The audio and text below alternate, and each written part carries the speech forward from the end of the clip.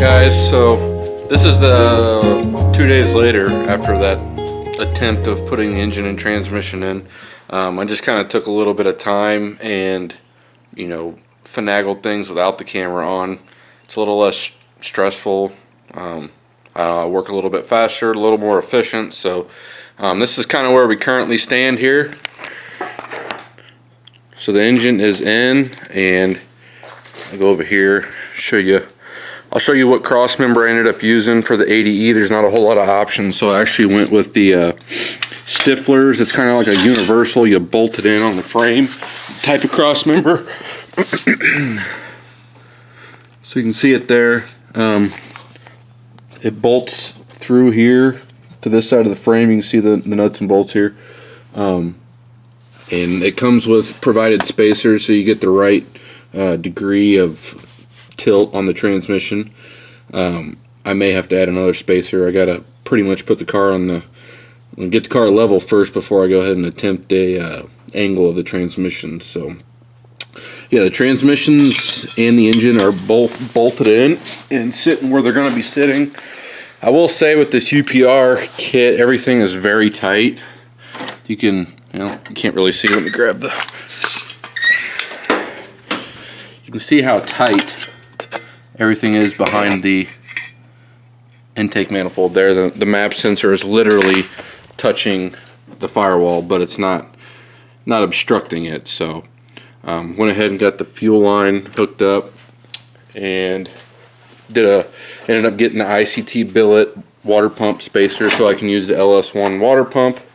The truck water pump was hitting the drive-by-wire throttle body, and this just worked out a lot better. Went ahead and ordered a belt for it, got injector adapters, installed the oil pan dipstick and the transmission dipstick. Both of those are low car. Passenger side manifolds on, and now I'm pretty much at the point where I am working on the harness over here. So I got the LT1 swap stuff over here, got my harness with all the conduit off here. Gonna hook up the soldering iron and just get to work. I'm using some Tessa tape. I like this stuff. It works great with heat and harnesses. And I've also got some decent wire loom. I'm not sure if I'm going to use this or if I'm going to use the conduit that it comes with, or if I'm going to use the nice loom. We'll see. But yeah, I pretty much have the engine ready, laid out and ready to lay the wiring harness where I want it. So this is kind of where I wanted to be for the wiring harness, so I knew where everything was going to get connected, and I don't want an extra 12 inches of harness on one thing because I didn't measure correctly. So I just wanted everything in place before I went ahead and started that. So yeah, that's where we're at with that. I went ahead and the radiator's mounted in here. It actually just uses the factory mounts. That's a Griffin radiator.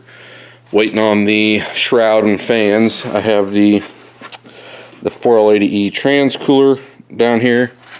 I mounted it a little low because on these 4-cylinder LX bumpers, there's not a whole lot of, room for air to go into there. So I got to mount. I went ahead and I have the hoses hooked up to it, but I just need to mount it. I already started routing the trans cooler lines. I'm actually going to use part hard line and part of this nylon AN line. So I want the flexibility, but it's so tight in that tunnel that I'm utilizing the factory trans cooler lines from the truck. So should work out good. I plan on using the brake line crimper on that, or flare tool on that. So I'll keep you guys up to date. I'm going to go ahead and probably do a little time lapse of me working on the harness. Usually it takes me, 2 full days of working on the harness to get it done, but we'll see. I mean, I got to jump start with the conduit off. It makes life a lot easier, so stay tuned. Guys, I told you I'd kind of give you a DIY on how to do harnesses, and I'll just kind of give you a little run through of how I'm going to do this. So I'm on LT1 Swap's website here, and you'll just, navigate to the page that corresponds with the harness you have. So I'm on the 03 to 07 wiring harness, and you go to the pinout page, and everything in yellow is stuff you can remove, and everything in blue is what you need to keep. So it's very, very easy. So all I'm going to do is go over here to the ECM connectors and remove all the stuff I don't need and keep all the stuff in blue. So it's fairly simple, straightforward. This part's easy, so stay tuned.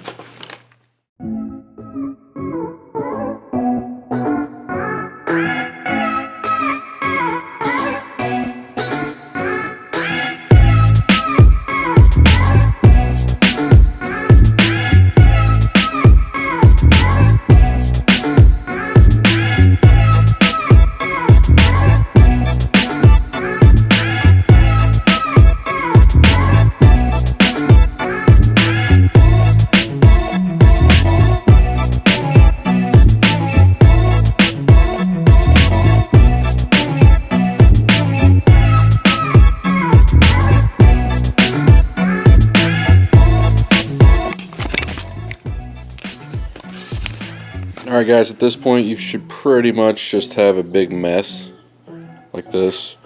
Got rid of a lot of wiring. As you can see, this is all the stuff we got rid of. So now what I'm going to do is tidy up this mess a little bit, and then I am going to toss it on the engine, and I'm going to route the ECM plugs through the hole here, and then extend what I need to extend, because like I said, you're gonna have to extend a lot of stuff.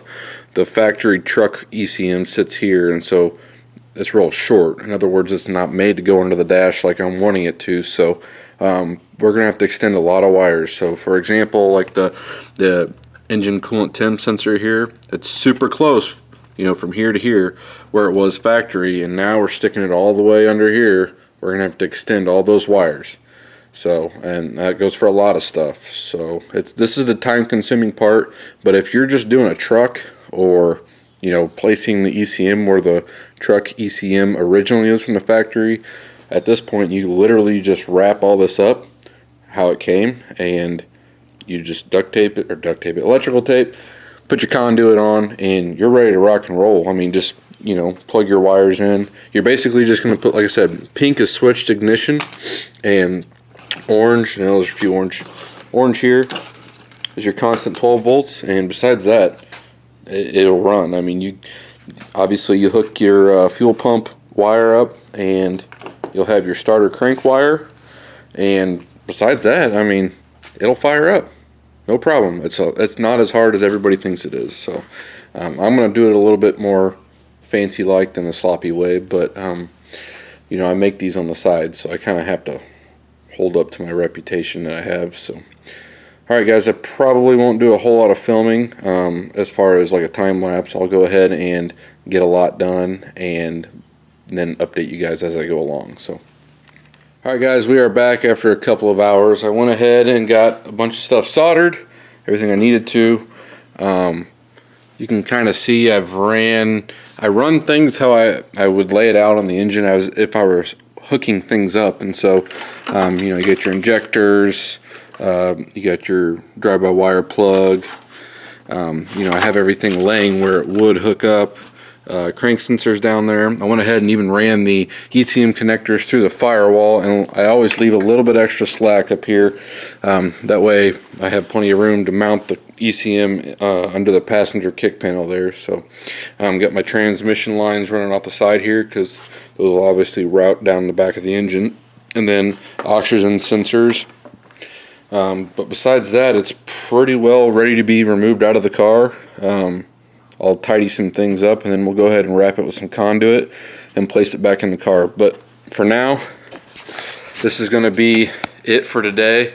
I mean, I've been working on this for like 6 hours straight, so I know it's labor intensive wiring, especially when you have to extend it under the dash like that. So like I said, if you keep the ECM in the factory truck location, super easy. I mean, you literally remove the wires like I showed you from the connectors, and then re-wrap it in conduit, and everything should be good to go. So like I said, I'm gonna wrap it up here, but the next video I'll go ahead and have this conduit all done.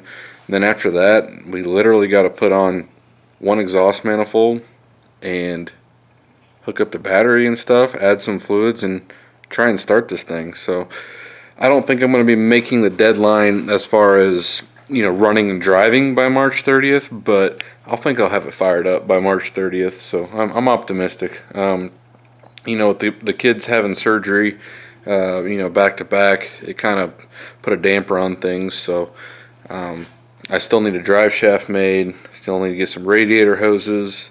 I need to get the radiator fans. You know, just small stuff, but nothing that'll keep me from firing it up. So you guys stay tuned, and if you like these videos, go ahead and like, share them, comment, subscribe. I mean, whatever you guys feel like doing. So appreciate you guys.